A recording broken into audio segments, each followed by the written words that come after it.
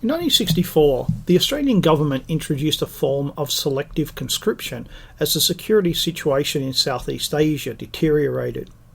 They wanted to enlarge the army, but the problem was that Australia had full employment. That means that hardly anyone was unemployed, but today such a thing sounds like fantasy. Unemployment is such an accepted part of modern life that it's hardly even mentioned anymore. But we can return to full employment. It disappeared for particular reasons, and therefore it can return. But to do so, we need to change the reasons that led to mass unemployment, and we can.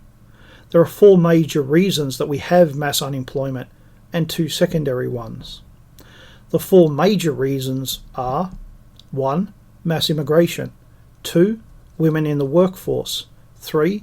Sending jobs overseas. And 4. Automation. Mass immigration. After the end of the Second World War, millions of refugees needed to be resettled, and Australia, like the other Allied nations, allowed immigration.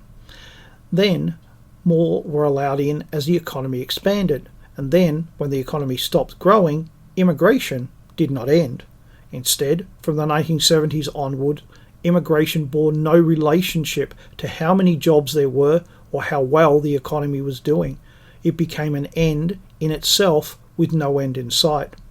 That created competition that simply did not need to exist. Once mass immigration stops, then so does the competition. I wrote a full article on this, Ending Unemployment and Immigration.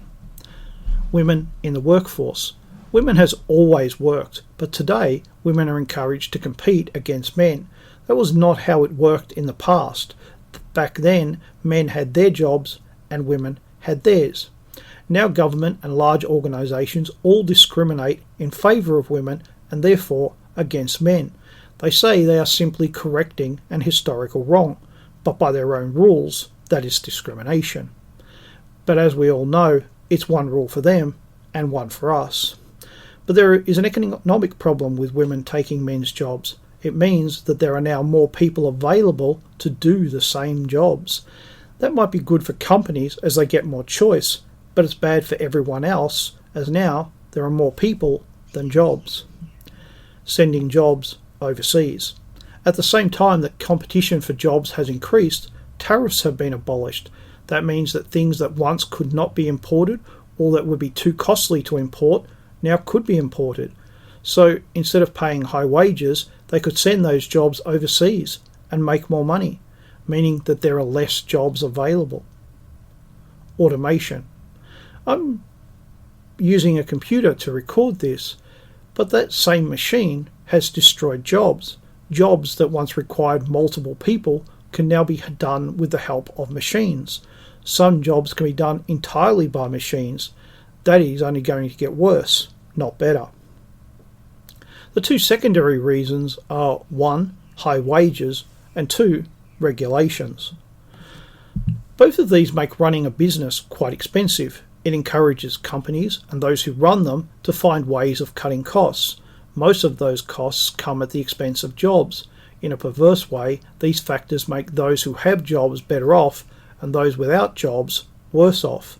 High wages and regulations protect those with jobs, but they stop those without jobs from getting a foot in the door.